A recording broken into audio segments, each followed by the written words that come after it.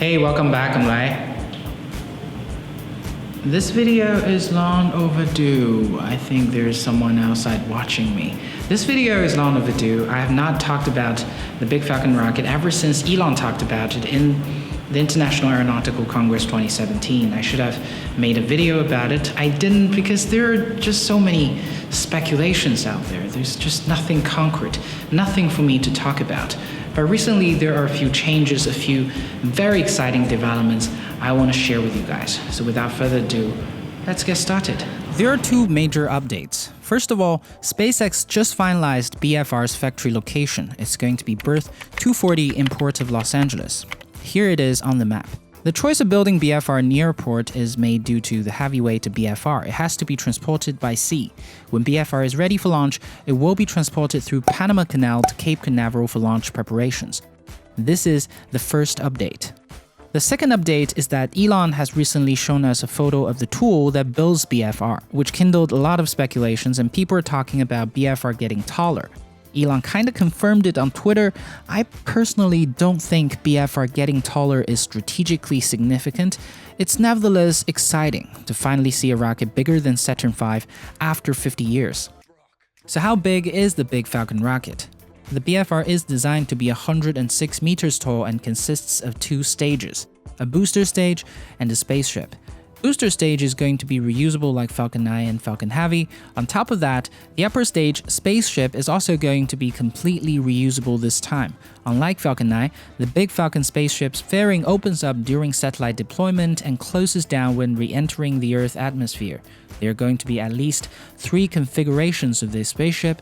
Other than the passenger and cargo spaceship, there is also going to be a third type of spaceship that specializes in fuel replenishment.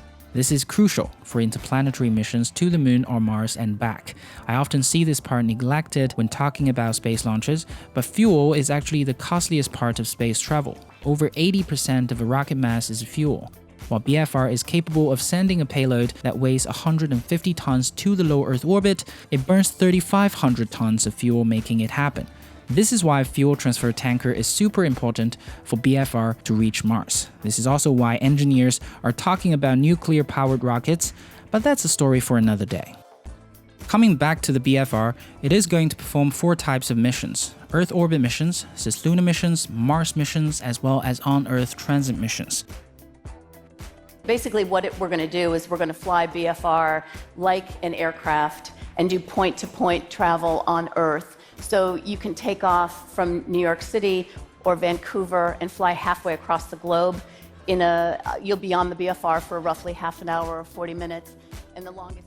I know many of you guys, just like me, are skeptical about on-Earth transit missions, but Shotwell has confirmed once again during the TED Talk that SpaceX is serious about on-Earth transit.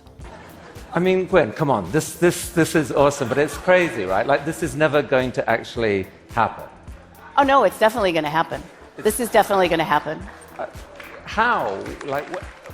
How many passengers can possibly afford the fortune of flying by space? Let's talk a little bit about the business. Everyone thinks rockets are really expensive, and to a large degree they are, and how could we possibly compete with airline tickets here? But if you think about it, if I can do this trip in half an hour to an hour, I can do dozens of these a day, right? And yet a long-haul aircraft can only make one of those flights a day. So even if my rocket was slightly more expensive and the fuel is a little bit more expensive, I can run 10x at least what they're running in a day and really make the revenue that I need to out of that system. She brought up an interesting point, which is to lower the cost through frequent launches. For those of you who don't know, a Boeing 747 performs 1 return long-haul trip per day between New York and San Francisco. So what she was talking about is that you can have multiple BFR trips during that period, and it makes sense. However, another concern that I had for on-Earth transit missions is noise pollution. Here's the calculation of sound pressure levels at different distances. If we assume sound pressure level near the BFR launch site to be 204 decibels, landing sites of BFR has to be between 15 to 50 kilometers from the city to have an acceptable noise level of 60 to 75 decibels. This is better than I expected, to be honest, but still, coastal destinations like Shanghai and New York should be the top choices because SpaceX can land on the sea that's far away from any residential areas. This is what's shown in SpaceX promotional videos too. Other than this, BFR will take over Falcon 9 to perform legacy Earth orbit missions, missions to the Moon, and obviously missions to Mars. Lastly, I want to talk about the Raptor engine. This is the part of BFR that is in development and are being tested. In fact, the entire BFR architecture will be built around this engine. That's how important it is. Raptor engines are twice as powerful as its Merlin siblings. It will be taking liquid methane as fuel. The reason for this change is that methane can be easily produced on Mars through a chemical process called Sabatier process, which converts carbon dioxide and water to methane and oxygen. Oxygen is the byproduct here, so it's a pretty genius move. Now that we know more about BFR, let's finally talk about its launch plans. By the end of 2019, SpaceX is going to test the Big Falcon spaceship. I think this is going to be incremental tests, grasshopper style. And in around 2021, SpaceX will launch its test vehicles to Mars to prepare itself for 2022 cargo trips. In 2024, SpaceX will send the first manned mission to Mars. However, as we all know, this is Elon time. If we're talking about a more sensible timeline, I think 10 years would be a good gauge. Nevertheless, as I said before, sending humans to Mars is one thing, colonizing Mars is another, so let's not confuse those two concepts. Now that the Falcon 9 architecture has come to an end, most resources have been shifted to building the BFR, so things are about to move very quickly. I'll keep you guys updated.